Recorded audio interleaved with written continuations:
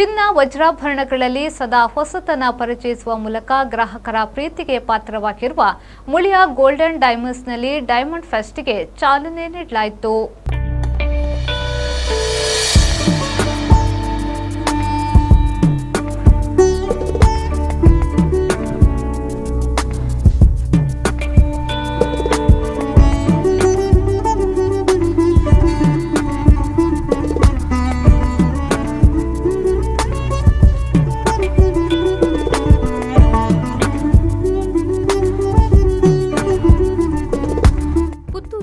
ಮಕ್ಕಳ ತಜ್ಞ doctor MS ಶಣಿಯವರು ದೀಪ ಬೆಳಗಿಸಿ ಡೈಮಂಡ್ ಫೆಸ್ಟ್ಗೆ ಚಾಲನೆ ನೀಡಿದ್ರು. ಬಳಿಕ ಮಾತನಾಡಿದ ಅವರು, ಮುಳಿಯ ಶ್ಯಾಮ್ ಭಟ್ ಅವರು ನನಗೆ ಬಾಲ್ಯ ಸ್ನೇಹಿತರು ಮಾತ್ರವಲ್ಲದೆ ನನ್ನ ಬೆಂಚ್ಮೆಂಟ್ ಕೂಡ ಆಗಿದ್ರು. ಪ್ರಸ್ತುತ ಅವರ ಮಕ್ಕಳು ಮುಳಿಯ ಸಂಸ್ಥೆಯನ್ನ ಮುನ್ನಡೆಸುತ್ತಿದ್ದಾರೆ. ಮುಳಿಯ ಎಂದ್ರೆ ನಂಬಿಕೆಗೆ ಹೆಸರುವಾಸಿಯಾಗಿದೆ. ಪುತ್ತೂರಿನವರ ಮನಗಳಲ್ಲಿ ಪ್ರಸಿದ್ಧಿ ಪಡೆದ ಸಂಸ್ಥೆ ಅಂತಾರಾಷ್ಟ್ರೀಯ ಮಟ್ಟದಲ್ಲೂ ಹೆಸರು ಪಡೆಯಲಿ ಎಂದು ಶುಭ ಹಾರೈಸಿದರು.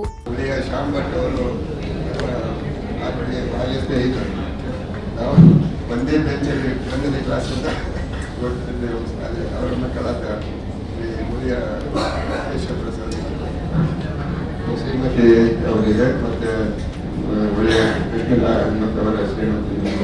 ಅವರ ಶುಭಾಶಯಗಳು. ನಿಮ್ಮ ಈ ಸಂಸ್ಥೆಯಿಂದ ತುಂಬ ದೊಡ್ಡದಾಗಿ ಬೆಳೆದು ಇಡೀ ದೇಶದಲ್ಲಿ ಸಾಗಿರುವಂತೆ ಅಂತಾರಾಷ್ಟ್ರೀಯ ಮಟ್ಟದಲ್ಲಿ ಹೆಸರು ಮಾಡಿ ಒಳ್ಳೆಯ ಮಾಡಿದ್ದೀವಿ.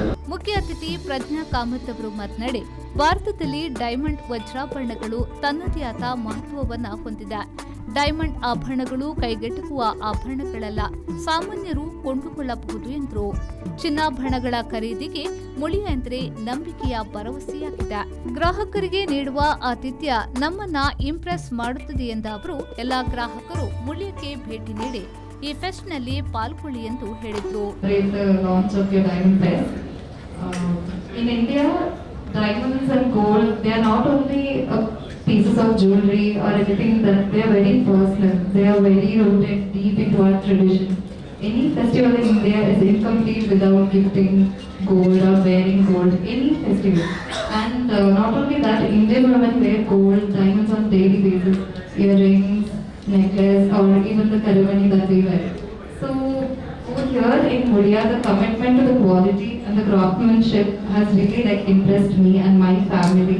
ಮುಳಿಯ ಗೋಲ್ಡನ್ ಡೈಮಂಡ್ನ ಚೇರ್ಮನ್ ಹಾಗೂ ಆಡಳಿತ ನಿರ್ದೇಶಕರಾದ ಕೇಶವ್ ಪ್ರಸಾದ್ ಮುಳಿಯ ಅವರು ಪ್ರಾಸ್ತಾವಿಕವಾಗಿ ಮಾತನಾಡಿ, ನಮ್ಮ ಸಂಸ್ಥೆಯಲ್ಲಿ ಡೈಮಂಡ್ ಫೆಸ್ಟ್ ಪ್ರತಿ ವರ್ಷ ಆಚರಿಸುತ್ತಿದ್ದೇವೆ. 23 ವರ್ಷದ ಹಿಂದೆ ಡೈಮಂಡ್ ಫೆಸ್ಟ್ ಆರಂಭಿಸಲಾಗಿದೆ. ಪ್ರತಿ ವರ್ಷದಲ್ಲಿ 2 ಬಾರಿ ಡೈಮಂಡ್ ಫೆಸ್ಟ್ ಆಯೋಜಿಸುತ್ತಿದ್ದೇವೆ ಎಂದರು. ಇಂದು ಜನರ ಜೀವನ ಮಟ್ಟ ಸುಧಾರಣೆಯಾಗಿದೆ. ಇದರಿಂದ ಜನರು ಚಿನ್ನದ ಜೊತೆಗೆ ಡೈಮಂಡ್ ಖರೀದಿಯನ್ನ ಮಾಡುತ್ತಿದ್ದಾರೆ. ಮುಳಿಯ ಫೆಸ್ಟ್ನಲ್ಲಿ ಆಭರಣಗಳ ಪ್ರದರ್ಶನವೂ ಇದೆ. ಗ್ರಾಹಕರು ಆಗಮಿಸಿ ಆಭರಣಗಳನ್ನು ವೀಕ್ಷಣೆ ಮಾಡಬಹುದು, ಖರೀದಿ ಮಾಡಲೇ ಬೇಕೆಂದಿಲ್ಲ ಎಂದು ಹೇಳಿದರು. ಇವತ್ತು ಉದ್ಘಾಟನೆ ಮಾಡಲಾಗಿದೆ. ಡೈಮಂಡ್ನಂಥ ವಜ್ರದ ರೀತಿಯ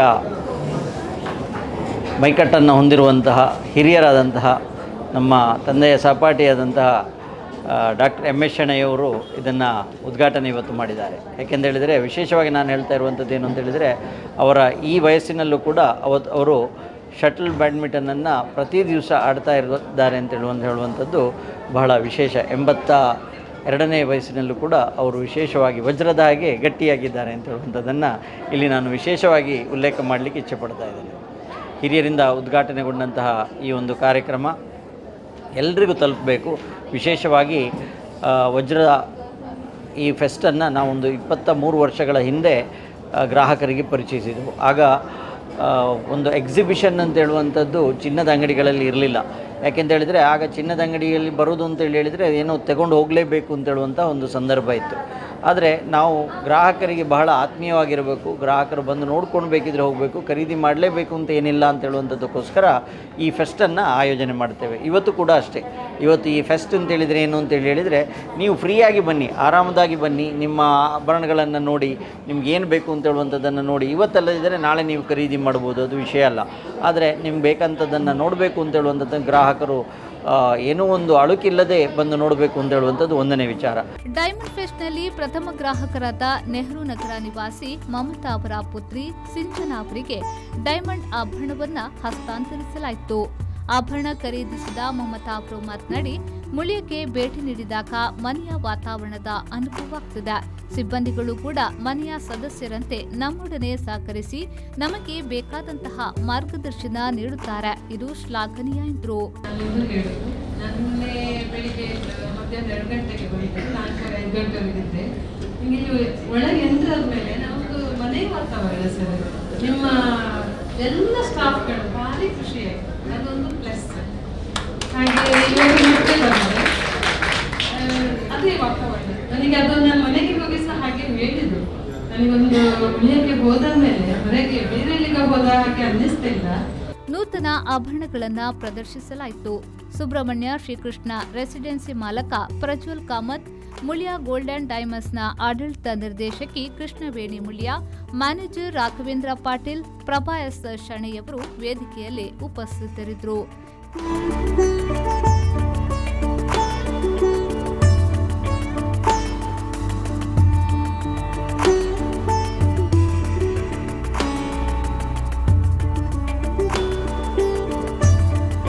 ಸಿಬ್ಬಂದಿಗಳಾದ ಅಶ್ವಿನಿ ಸ್ವಾಗತಿಸಿ ಕಾರ್ಯಕ್ರಮ ನಿರೂಪಿಸಿದ್ರು.